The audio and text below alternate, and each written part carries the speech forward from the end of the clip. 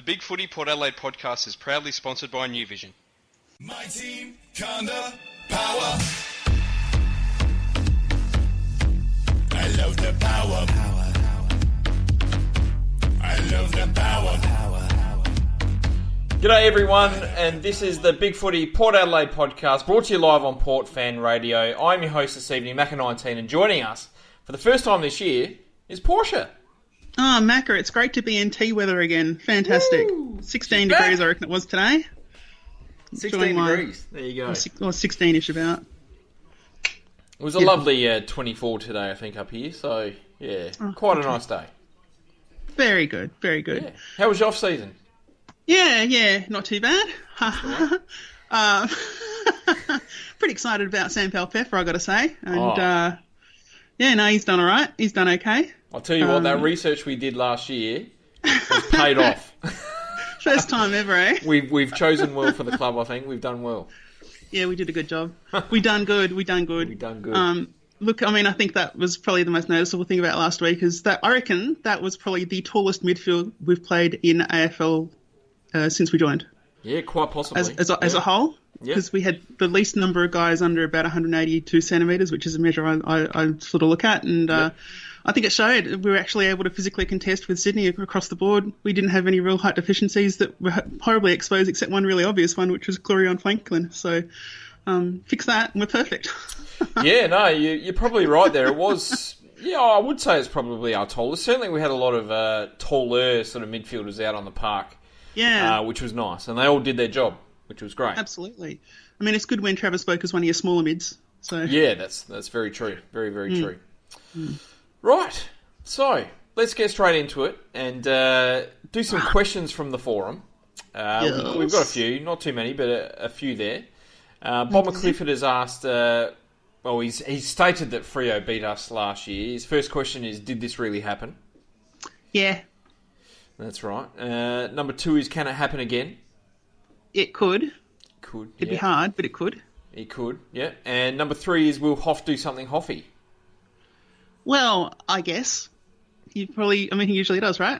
He usually has either a really good game and you go, wow, he's actually not too bad. And then he has the ones where he just sort of goes missing or just appears for 10 minutes. It's generally not a game of AFL football unless Hoff does something Hoffy. So yeah, right. It doesn't happen often. Doesn't happen often, no. Usually he's not playing. That's when he doesn't do something Hoffy. So yeah, that's pretty strong relation between those two things. That's true, very true. And Chad Wingard has asked, would you make any changes to the team from either a performance or a tactical structural perspective? There are changes that I specifically wouldn't make, which is that I know Impey's supposed to come in. I don't know if Cracker can come in, but I'm just going to ride my wagon on terms of height. Fremantle are a short side. Fremantle, went through the list, looked at them. They had 7 guys under 182 centimetres in their side last week. We had 3. Yep. Geelong had 2, which is why they smashed them.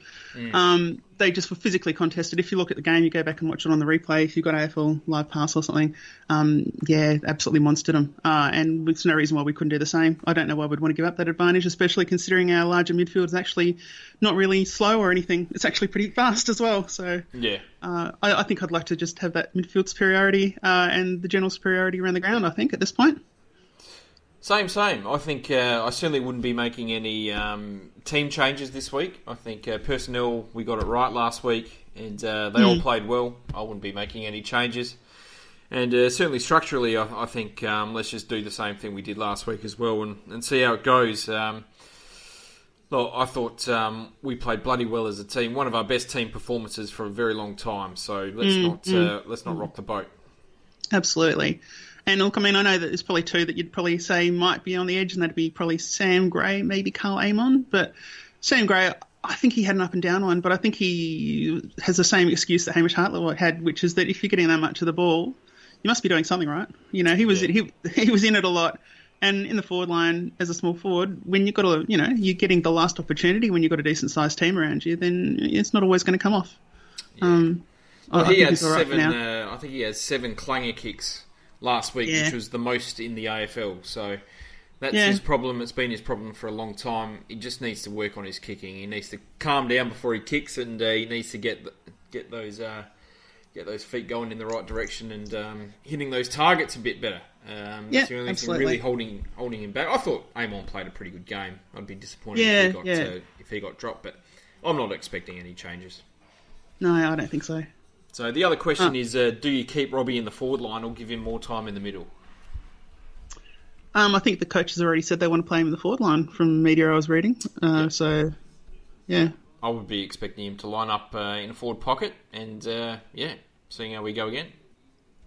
I think the only reason I might not do that is because Freo, obviously they love their space. So if you look at the stats for last week, their game against Geelong, I think they had half the contested marks of Geelong, but they had more possessions and more marks and all that stuff. Yep. And I think that could be where Robbie Gray could be exposed in the forward line, especially if we're really concentrating on having the accountable forwards. So that might actually be a worse place to rest him if he's not on par than midfield. I don't know. It'd be interesting to see how we manage him. Yep, that's fair. The other, I guess more of a statement than a question. Well, it is a question. Freo's tackling was very poor last week. Will Ross be able to provoke a positive reaction from his playing group to improve that against Port Adelaide? I think it's endemic with the game plan that they've resorted to, which is that they're constantly looking for space. Like they're playing the same. When you look at Freo now, it should look really familiar to Port fans because it's exactly what we looked like in 2006, 7, or 2005 even, when we just slowly were losing that list advantage we had and we just kept replacing with shorter and shorter guys, 2008, 2009. And you just end up becoming physically less good because you're taking the short guys because they can play well and they can play well pretty much straight away and plug gaps. And I feel they're in that same boat. So they're just constantly looking for space. So how do you improve your tackling when your first instinct is always to go wide or kick it or that sort of thing, you know? They've got physical midfielders. They've got Fife. Yep. But then Lachie Neale, you know, he's okay. Mundy's all right. Mundy's quite physical. He's all right. But if you shut down Fife and Mundy, I mean, I'm not too worried about the mids. No, not at all. So, yeah, I think I think their tackling could improve, and I think they'll probably want to improve it. I think that more than anything, they'll probably do what teams usually do against us, and this will be a real test for us, is they'll load up that area between halfback and the back of the centre square, and just sort of frustrate us that way. Force us to either kick accurately over them or work out a way to bust through them, and that might be where they get their tackle count up. Fair enough. And of course, the game that we are talking about is 5th place Port playing against 17th place Freo this Sunday for our first game at Adelaide Oval for the season. We've got a 17-15 win-loss record against Freo. We've won both matches played at Adelaide Oval against them. But in the last 4 years or so, we've alternated between win and loss for the last sort of 6 or 7 games. And the only other thing of note this week, which is worth mentioning, is Daniel Pearce plays his 250th AFL game. Yeah, no, that's pretty impressive. That's a good achievement, and it's kind of crept up a fair bit, I think. Well, we drafted him, was it 2004 pre-season draft? 2004, yeah. Yeah, so, you know, he's been around a while. Yes, yeah. I don't know, I guess, when I first saw that, I was like, 250, right. And then I thought, well, I'm not too sure how many games I thought he'd actually played, but I thought he'd be sort of closer to sort of 200, 220 than 250. But you know, he didn't miss many with us, did he? No, he didn't. Yeah, that's very true. Look, he's been a pretty consistent player for a very, very, very long time across both clubs. So, good on him. He deserves it. Yeah, good luck to him. I absolutely agree. There's nothing. I've got no bone of contention with Daniel Pearce at all. It's fine. All good. Where do you think he's played his better footy, at Freo or at Port Adelaide? Oh, God, I don't know. I wouldn't say there was too huge a difference, really. Yeah. I suppose he's probably had a more senior role at Freo, so that probably would give him the edge, I'd say. The thing that I found interesting was he's only picked up 3 Brownlow votes in total since he crossed over to Freo. And he's playing his 95th game there this week. But he's competing with the guys that they like giving votes to.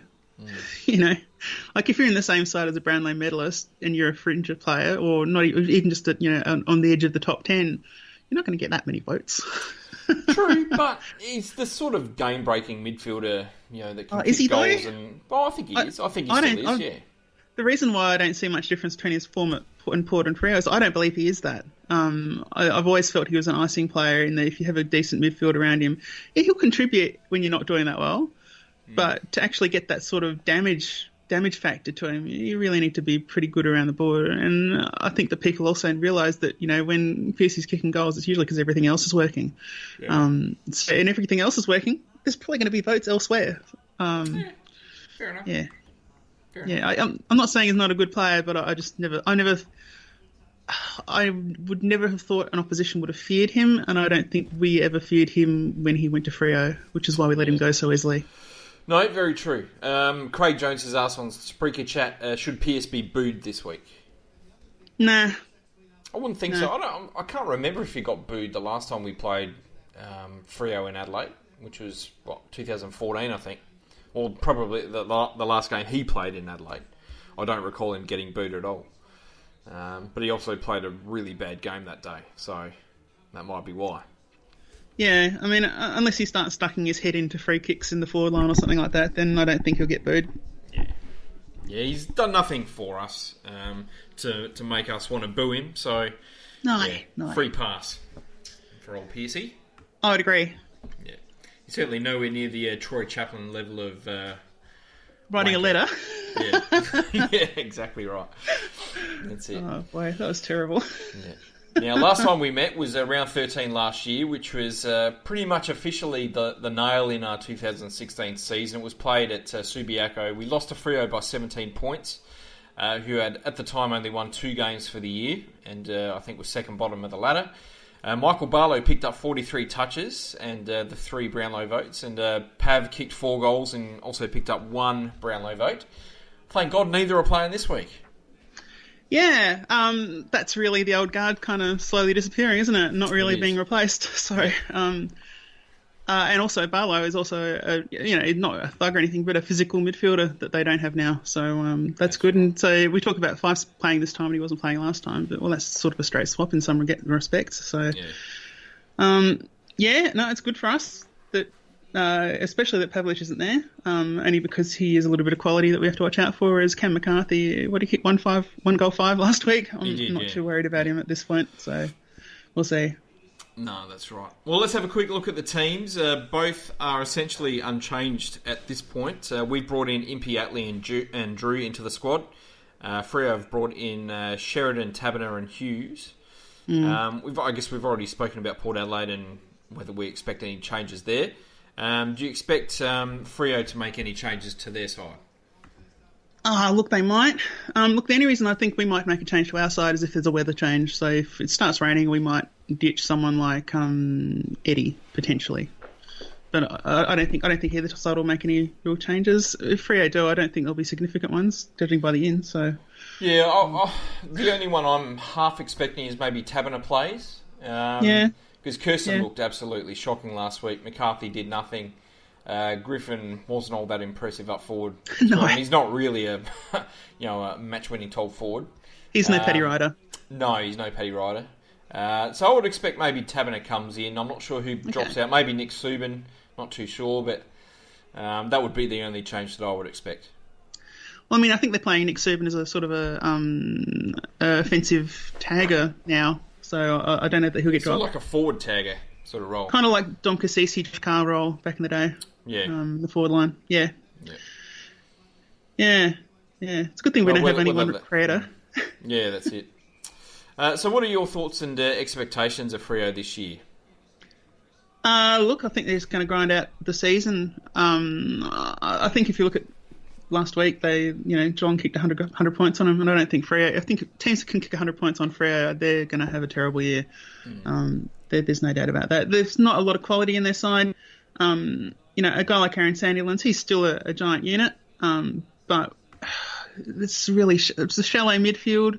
It's a shallow forward line, and it's a pretty shallow defence. And the only thing they've really got going for them is Ross Lyons. So, in my view, I don't think they can have a good year. I think it would be surprising if they didn't finish bottom 4. Particularly given it's Freo, they do tend to really just bomb out. So, I don't see much there that's going to get them wins apart from being in Perth. And as I just said, Perth doesn't seem to be a factor in their shit. They just completely capitulate. So It's interesting. I mean, I had them pegged as finalists this year in the pre-season. I thought, with Fife back, with Sandy back, I think they'll have a pretty good year. Got to say, they didn't look very good at all against Geelong. There was holes all over the ground, and we'll talk about that soon. But I don't know. Maybe it's just a poor start, but I think they're going to struggle kicking goals this year, especially if McCarthy doesn't fire. If he doesn't kick 35 to 40 goals, then I'm just not sure where they're going to be able to kick winning scores on a regular basis. Well, yeah, that's it. But like you talk about Sandilands and Fife, but that's just one pairing you need to disrupt, and then you've got Freo, right? Like, that's not too difficult, surely.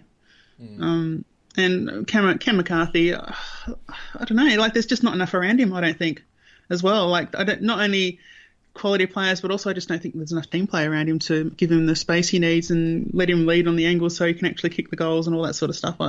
It just seems really shallow. Seems really shallow team. I think that if they get wins, it'll probably be against terrible sides. They might be the best of the terrible teams. Yeah. Well, look, they certainly had their chances on the weekend. They had 23 scoring shots. I think Geelong had something like 25. So they certainly had their chances. And look, stats don't mean everything, but they did dominate a lot of categories against Geelong. You know, they had a lot more of the ball. They had 8 more inside 50s, 14 more clearances. They had 3 times the hit-outs, same marks inside 50, but they lost by plenty. So there was plenty of holes all over the ground for Freo, and the game style just looks a little bit faulty at the moment.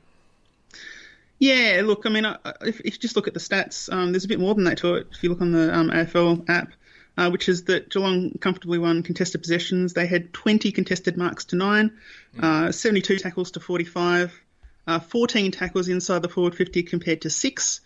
They won intercept possessions. All the physical ones, all the ones that you talk about having a bigger side for, they're the ones that Geelong won, and that's why Geelong have had the record they have had for such a long time, and it's a lot of why Sydney have had the record they've had for such a long time too, and hopefully it's why we'll have the record that they both had.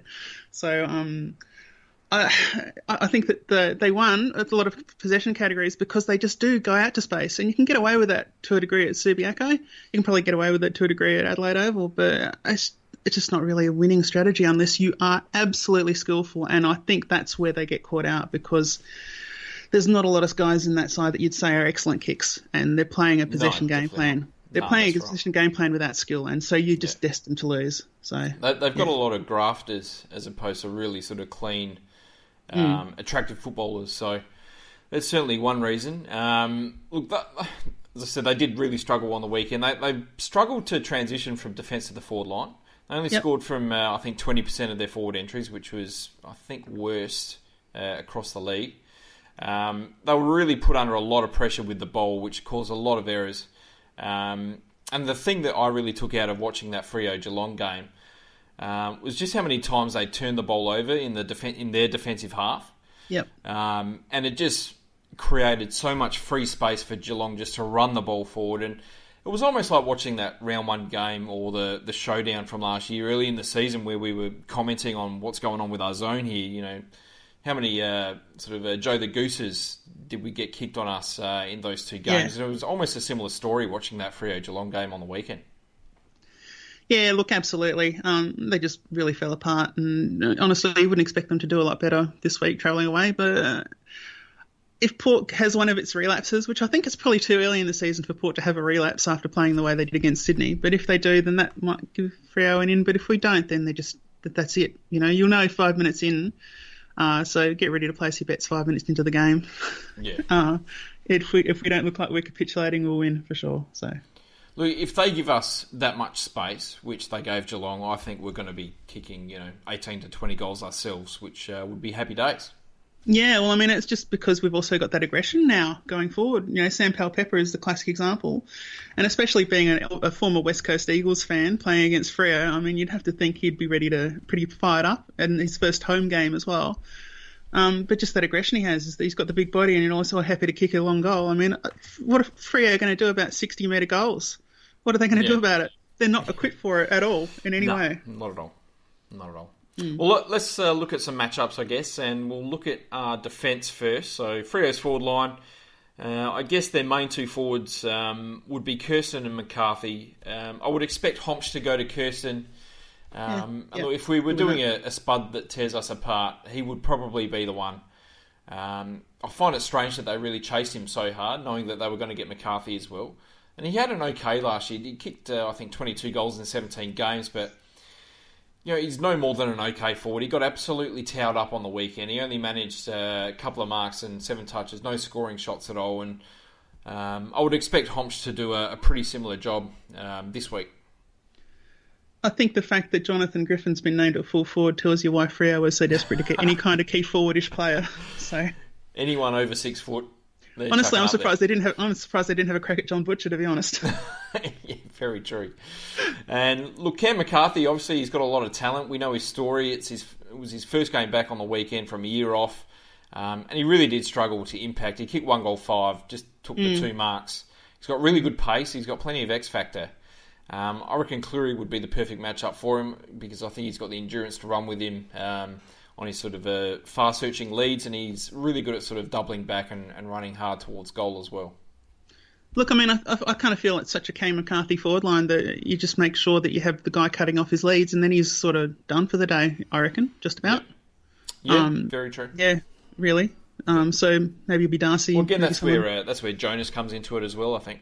Yeah, or it might be Houston getting in front and contesting the mark while someone follows up. Yep. Could be. That'll work all right. He'd got the right build for that. Yeah. Look, I would expect Jonas to go on either Griffin if he does play up forward, or maybe someone like Ed Langdon. Yeah, maybe. Which would allow him to be able to sort of zone off a fair bit. I'd rather see him on Langdon, of those two. What about Weller? I think Weller's a bit too quick. He's got a bit too much pace and he's a bit too sort of midfieldery for Jonas. Okay, fair enough. Oh, I'd expect someone like Broadbent to go on Weller. Okay, that's fair. I guess Walters is the other dangerous player in their forward line, and we know he can be such a dangerous player. He didn't really show it on the weekend. Geelong really got in his head. He gave away a couple of silly free kicks, but he has played very well against us in the past. You do have to go back to 2014 for that, though. I would expect DBJ to do the job on him. He's got the pace to go with him, and he's got that sort of grunt to hopefully put him off his game. Yeah, totally agree. Let's have a quick look at the midfield. Sandilands is, I guess, the big one, because Ryder's only come up against him, I think, once in the last 4 or 5 years. So it was still kind of a bit of an unknown how that matchup's going to go. He had 48 hit-outs on the weekend, which is massive. He seemed to really enjoy not having someone knee him in the ribs from behind 30 times a game because of the new third man up rule, which is great for him. And look, he consistently fed Freo or their midfield the ball. They just didn't do anything with it, really. He had 28 hit-outs to advantage, which is absolutely massive. And I think they scored 14 times from stoppages, which was number 1 across the league as well. So Sandy was certainly doing his job. Yeah, absolutely. And like you said, they won all that stuff, but a lot of the time when they won the clearances, I mean, they just went back to Freo play, which is to sort of go wide, and that's why it was ineffective in the end. Yep. I think it's going to be an important contest. More than anything, not so much because we're worried about what Sandilands might do, because what Sandilands might do is going to be heavily impacted by what he's got around him, but because of what it might not allow Port to do if Paddy Ryder can't win a few taps here and there. How do we set up? Do we set up expecting to lose the tap? Do we sort of back Ryder in? When it was, Jackson Trengove, I mean, we just assumed he wasn't going to win, so that was an easier way to set up. But when there's that doubt about how you're going to go, it becomes an interesting tactical decision as to how you go, I suppose. But Ryder could do okay, but I don't think it's the key matchup in this game, Macca. I really don't. I don't think it's the key matchup in this game, but I think Sandy probably. He would be their MVP. Like, he's going to be the one that really sort of dictates if they're going to win the game or not, I think. Oh, no, I don't think so. I think it's interesting to see how Ryder sort of goes up against him. He's got more leap than what Stanley has for Geelong, so I'm expecting him to get plenty of hit-outs himself. Do you think Sandy will have a bit more of an advantage around the ground? Yes. Yep, I do. Do you think Ryder's going to try and jump early to try and put him off? I think that Ryder's instruction would be to win the tap. I think that's going to be it 100%, because as soon as you start doing the other things, you give free kicks away. So as much as anything that's going to hurt us, giving away free kicks on Sandy Islands, it's not hard to do. So I would, if I was the right coach, I'd just be saying, right, I just try and win the taps, and don't worry about the mind games, because it's the midfield they're going to have to deal with those. So, pretty much. Okay, fair enough. David Mundy, who I expect Brad Ebert might go to. He was their star on the weekend. He had 31 touches, 10 clearances, 9 inside 50s. He looked to be moving freely and back to his best, which he wasn't last year. I do expect Ebert to go head-to-head with him, and I think that would be a pretty decent matchup. Yeah, I'd almost consider. It depends on how Ebert plays. I don't want him to go like head-to-head, like they both just sort of run amok, because I think that they get more advantage from Mundy running amok than we do from Ebert. Yeah. I would want it to be a very close, accountable game on Mundy, because I think Mundy's one of the guys that you can rely on to not just automatically kick out on a 45-degree angle from the centre of the ground. Yeah. So that's, we want to shut that down. We want them kicking from horrible angles all game. That's how we beat Freo. Yep. Because if we clog that corridor, then they're just going to go out wide, and they don't have the skills to really capitalise on that. So he's exactly the sort of player we want to shut down. So I give him the closest attention. Maybe give Nat Fyfe the game off and have a crack on Monday instead. I don't know. That's it. Look, Ebert did such a great job on the weekend. He really shut down Hanbury and got heaps of the ball himself. He was just about best on ground. So if he can do something similar this week, it would go a long way to us winning, I think. Yeah, I do tend to agree. Yes. Fyfe, he's back, and he did have a pretty good game on the weekend. He had 28 touches and 6 clearances. Was pretty damaging with the ball as well. I guess the matchup that we all want to see, I guess, is Fyfe up against Ollie Wines. Oh, yeah? Yeah, I guess. Be pretty mean. Yeah, I'm not really too fussed about that. Yeah, okay, that'd be all right. I'd be fine with that. Well, we know he's beaten him before. He's got form there. I guess the question is, can he do it again? I mean, he potentially could. I mean, it comes down to what you think of beating. So what is beating? Is beating forcing Fyfe's possessions to be less effective than a kick right down to the 50 to a mark? Then he can definitely win that. He can affect Fyfe's possessions, and that might be the win. So Fyfe might still get 25 touches, 30 touches even, but if they're not damaging, then who cares? Yeah. I think we've got to look at it that way when you're looking at a guy like Fyfe. So yeah, absolutely, he can win that one. I mean, look, Fyfe's not the sort of player that's going to get completely put off his game and only get 9 touches or something like that. So he's going to get the ball 25 times.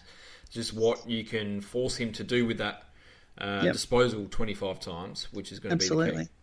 Yeah, and if you can force him to have to look out wide or have to kick under pressure and whatever else along the way, then that's going to go a long way towards beating Fyfe. If not statistically, then in terms of actual game impact. Lockie Neal is a very, very consistent player. He picks up a lot of the ball for them. He had 23 touches and a goal on the weekend. You know he's going to get plenty of it. He plays quite loose as well. The question is, who goes to him? Do we just run someone off him, or do we need someone to be a little bit accountable to him? I don't know. I'm kind of tempted to say we let Lockie Neal run loose and we let Sam Powell-Pepper run loose and see who comes off better off. Yeah. Yeah, that's fair. I mean, my first thought was to have Boat go to him and maybe sort of see if we can get Neil playing a little bit more defensively. But yeah, look, I would also be happy if Powell-Pepper went to him and they just sort of shook hands at the start, and that was the end of their time together. Well, look, I mean, I think that Powell-Pepper, just the way he plays, is the sort of guy that if he gets a start, so we'll know at the end, we'll know by quarter time if that's going to happen. Then he's the sort of guy that will make someone like Neil have to play a bit more defensively if he's going to be matched up on him, or they'll change their matchups because that's exactly the sort of player they can't deal with. Yeah, for sure. And then they've got the 3 pacey guys in the Hill brothers and Pearce. Do you think they hold any drama for us on the weekend? They play wide. No. If they get the message, so they're the ones, like if I'm Ross Lyon, they're the 3 that I'm saying, hey guys, you're good at finding space, but I really need you to focus on getting through contests more if we're going to beat Port. I think if they do that, because last week they didn't, they were very outside. Even when they were any close, they were sort of going out to wings and all that sort of stuff. But if you can get them to be more arcing in from the wing towards the centre-half forward position, really sort of being more damaging when they go forward, then, they could be a real threat for us. But I guess we'll see if they do that or not. If their midfield gets on top, then I can see the likes of Brad Hill and Stephen Hill having a bit of a field day, but you would hope that doesn't happen. They do have a lot of pace. Brad Hill didn't have a very good game on the weekend. He was pretty shocking in his first game for Freo. I thought Stephen Hill was actually pretty decent. Pearce was his usual self. He sort of bobbed up here and there without really damaging the game too much. Look, I would expect the likes of Pollock to be able to sort of match it with them and do a hell of a lot more damage. I'm really stoked about Jared Pollock this year. I think he's had the Schofield transformation, for those that can remember back that long ago. In the Jared Schofield, for his first 2-3 years, he was just kind of rubbish and inconsistent and just sort of outside. And then in 2001, he just became a player for a solid 3 years. He went bang, and I reckon, it's a bit too early to say it, but fingers crossed, touching wood and all that stuff, I reckon Jared Pollock's doing that this year. This is the most complete football he's played in his AFL career. It might not be the most, flashy, but as a footballer, he's the best he has ever been. He's playing team football, he's playing accountable football, he's contesting when he needs to, but he's still doing those runs up ahead so that he can get the ball and be useful in creating as well. Last week, he found a really excellent combination, and if he can keep that up this year, he'll be top 5 in our best and fairest. Oh, without a doubt. We know how much of an important player he is to our team, and if he can get it 20 times a week, we're going to win more often than not. I feel like he hasn't been an important player to our team, reliably. I think that this year he could be genuinely a reliable player, an important player to our team, if he plays the way he has played so far. Look, let's be honest, he was poor at times last year. That's why he got dropped a couple of times. So for him to come out on the weekend and play that way against the Swans, which he probably hasn't been able to do in the past, well, maybe was a massive sign, a huge sign of the year ahead for Jared Pollock. Well, and not just physically, but also just, I think the difference I'm really talking about here is focus, like knowing what he has to do, observing the game, because he's got that ability to observe the game and tell what's going on, but then also knowing that, there are things he has to do. He's a senior player now. Yeah. He's a senior player in our side with all the young blokes coming in, so he's got to step up. And it's nice to see him actually seeming to do it, so good on him. That's it. Quick look at our forward line. The main matchup that I'm really interested this week is who goes to Brett Eddy. I think it's going to be Joel Hamling. I expect Hamling to go to him. He played in the Dogs Premiership last year, moved to Freo this year. Didn't have a great first game. No. But if Freo play the way they did on the weekend, I think Eddy is up for a big game this week. Yeah, I agree. I like Eddy, not because he's necessarily the best contributor, but I think he recognises. I think you saw it in that last JLT game when there was a goal. I think it was Eddy's third goal, it might have been.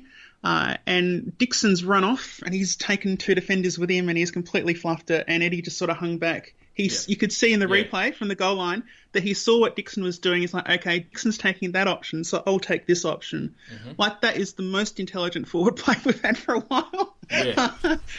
So I think it's just a matter of time before that comes out. And if he recognises his place in the side is that Dixon's going to go out there and make the big contest and he has to be the smart one, then I think that there's still a place for him. He didn't do exactly much in round 1, but, full forward, maybe you don't always. SCG's pretty hard for a third tall forward.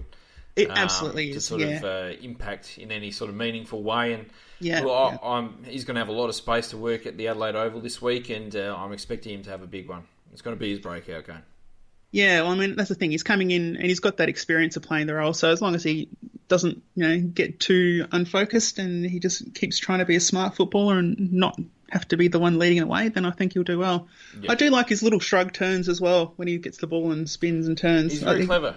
He's got good footing house about him, which is nice. Yeah. So it's really just a matter of time and settling, I guess. Yep. Charlie Dixon, you would expect Zach Dawson because he's got the height. The only concern I have... Zach Dawson's a bit shorter than Dixon, isn't he?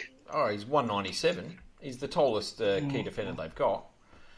195, Dixon... Sorry, Dixon's Dawson... 200, I think. Yeah, Dawson's 195, so there is a bit off there.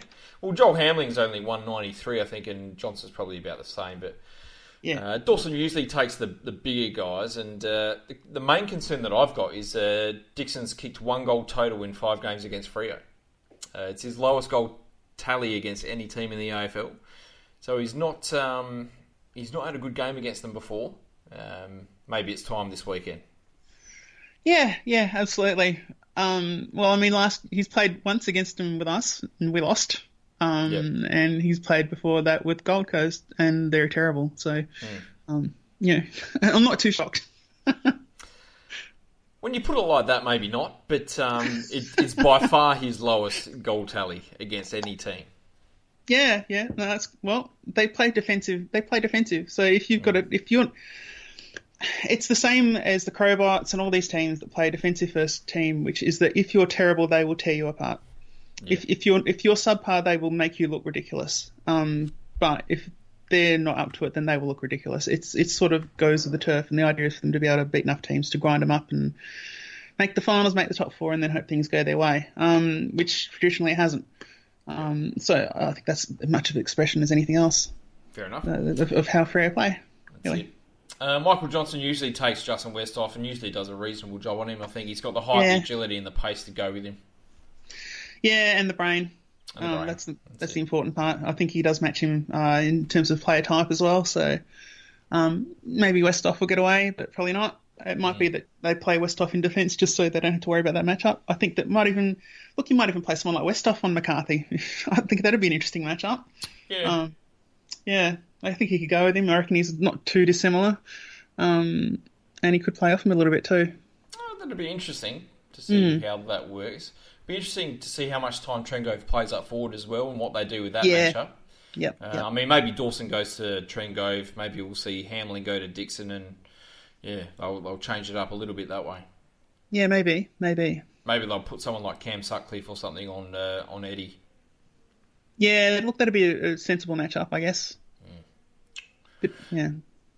I think our small forwards hold one of the keys to winning this game, I think. If Wingard and Young can fire again, if Robbie Gray can find a bit more of the ball this week, they're going to be very, very hard to stop. Lee Spur's probably their best small defender.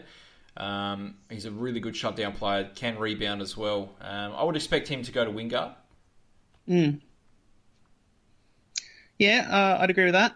I think the important thing about our forwards, the small forwards, is that we need them to not get sucked into leading to pockets. Because I think that's exactly where Freo will beat us if we do stuff like that. So it's really a matter of they've got to consistently lead towards the gold square, and we've got to try and hit them up there as much as possible. I think they'll struggle with that. Yeah. But Anything else you want to talk before we go into the final stages? No, I don't think so. That's it? I'm pretty good. All right. Time to stand up. You go first. Whose time is it to stand up? For Port, look, I mean, I'd have to say it's probably got to be Sam Gray, realistically. Sam Gray, because he has, as much as I said he shouldn't have been dropped for this week, and he might not be, I think that if he has another iffy game this week, then he's out. He's out. I would think so. He gets replaced for Impey or someone else, or who knows. There's plenty of other options there.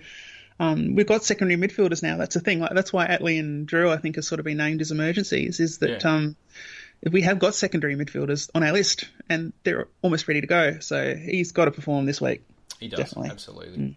Look, he can play a valuable role this week as well. As I said before, the pace of their midfield, of those three players, the Hill brothers and Pearce, if he can go on one of them, get a fair bit of the ball, sort of force them to go a little bit defensive, and hurt them the other way, that would be very, very handy. Yeah, that would be good. For me, time to stand up this week is our skills. It was wet last week, but once again we were 17th in efficiency across the round. It's really time we start hitting those targets and cutting through our opponent. And if we do that this week, we're going to win by plenty.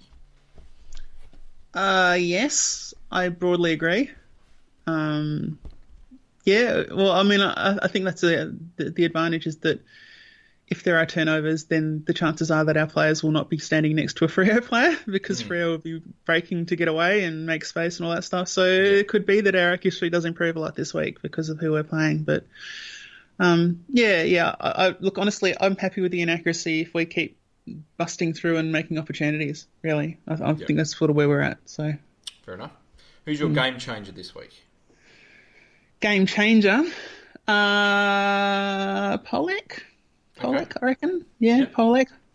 I reckon that if he can play a role on one of the hills, for example, and also still be creating another way, I think that'll go a long way towards us winning. Because that'll cut down a lot of their favourite safe ways of going forward and turn it against them. Like that's the thing. Like they like going wide and going a bit forward. So if we can shut off that safety avenue and we can pressure them on their main one, then they're just going to capitulate. So yeah, a guy like Pollock's very important to us. Absolutely. My game changer this week is Paddy Ryder. I think if Paddy can jump over Sandy in the ruck contest, and especially around the ground, if he can get over the top of him and start getting his hands on the ball, I think we win the game. If Ryder wins the ruck, we win. Simple as that. That's really obvious. Yes, I totally agree. Sorry, I agree absolutely. I think that if Ryder wins the ruck, there's no way we're going to lose this game. I totally agree. I just don't think it's going to happen. Your X factor this week? You're asking all the tough questions, Mac. You go first. For me, it's Brett Eddy this week. He's going to be my X factor. I think obviously he had a very, very quiet first week. Freo won't be expecting miracles from him, I don't think. But I can actually see him kicking a bit of a bag this week. And whether he plays on Hamling or Dawson or one of the smaller sorts out there, I can see him being able to get on top of either player and having a bit of a breakout game. Yeah, I'd agree with that. I think I'll go, assuming he's selected, Carl Amon. Because I think he's added bit of contesting to his game. He started doing it late last year, but he sort of really carried on with it, I kind of feel. And it might be a game where he can get his possession count up and maybe have a bit of an impact because he's playing against a side that is not huge and monstrous. So I can see him getting 25 touches on a wing and a couple of goals. I could absolutely see that, yeah. If he plays that sort of role he's been playing, which is sort of half-back wing, he'll get that many for sure, I reckon. Someone like Pearce isn't going to pay him too much attention, I don't think. So No. He'll have the chance to get off the leash a bit and have a big impact. Yeah, if you go for a bounce and a bit of a run, he'll love that. So I think this is exactly the team you try that against. For sure. Right, prediction time. Who's going to win? The winning margin and who's going to be the leading goal kicker? Port by 50, leading goal kicker is probably going to be, I reckon it's going to be one of theirs, but for us, I guess Chad, because he hates Freo. Chad Wingard absolutely hates Freo. He's got a good record against him. Yeah, let's go with that. All right. I'm going to say Port by 37 points, and I've got Brett Eddy kicking 5 goals. That would be good. I'd be pretty happy with that. That'd be very nice. Yeah. Any other games this round interest you at all? Honestly, I haven't looked. I doubt it. Certainly not Richmond versus Collingwood. Which, in the first half, was one of the worst games I've ever seen in my life. But looks to have gotten a little bit better after half-time, so that's good. I guess from a Port Adelaide perspective, the Western Bulldogs versus Sydney is fairly important because if Sydney does the Western Bulldogs in, then we can sort of feel really good about ourselves. We can. That's very true. The grand final replay, that'll be an interesting one. I think Hawks and the Crows will be very, very interesting.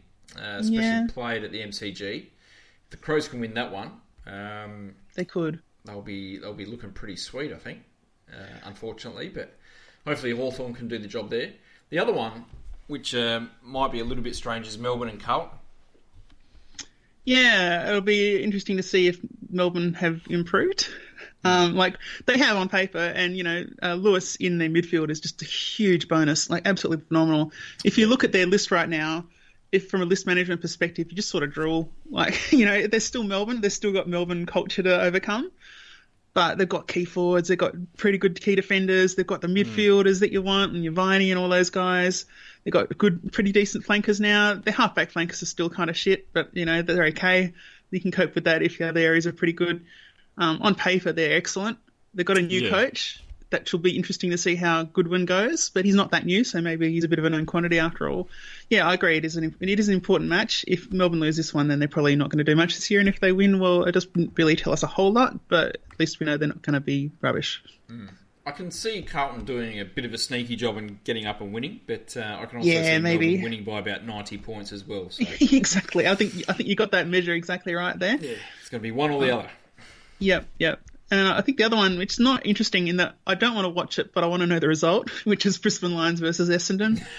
I still believe, because of some very sensible factors. Yeah, well, that's it. There's probably some people that might think they won't. They're thinking, Essendon, they finished with a wooden spoon, blah, blah, blah. But I just think they have huge advantages coming in this year with such a tested list. They know more about their list at AFL level than any other club. Opposition scouts have had a whole year where they haven't been able to get any really good information on players coming through. They've got a lot of advantages coming up with that, and I reckon Essendon could absolutely smash them, which, hooray for Brisbane, they might get another priority pick. Very true. No, it's interesting to see that Josh Shackey wants, he's held off contract talks until the end of the year. Well, and there's big rumours of 2 Victorian clubs that are going very gung-ho for him. Yeah, but that's every trade rumour. So it's not good for your number one draft pick from last year to already be holding off on contract talks. One year in. With his history with the club and his father's history with the club, that would be a nightmare for them to lose. But that's why you make the big show now, and then you're hero for re-signing, and you get the big pay packet because Brisbane can't afford a loss like that. This is purely Nick Hollandish sort of manipulation of the media for contract gain. This is entirely what that is. Good old Nick. Oh yeah. I think in his last year he got paid something like $700,000 to play in the VFL. Look, honestly, as much as we're sort of laughing about Nick Holland, it's kind of what Hamish Hartlett's done to us. So, very true. Yeah. Enjoy the SANFL in 4 years, Hamish. Right. Well, if we win by 50 or 37 points, I think it's going to be a good weekend for Port Adelaide. Certainly hope so. That'd be really good. That'd be really nice. That's it. Right. That's probably enough for this evening. So until next time. Can the power. Can Port. He's got to keep his feet. Corns just worried him out of it. Slips the handball to Treadray. Back turn, well done. Little give. This might be it. Corns, Treadray, Pierce.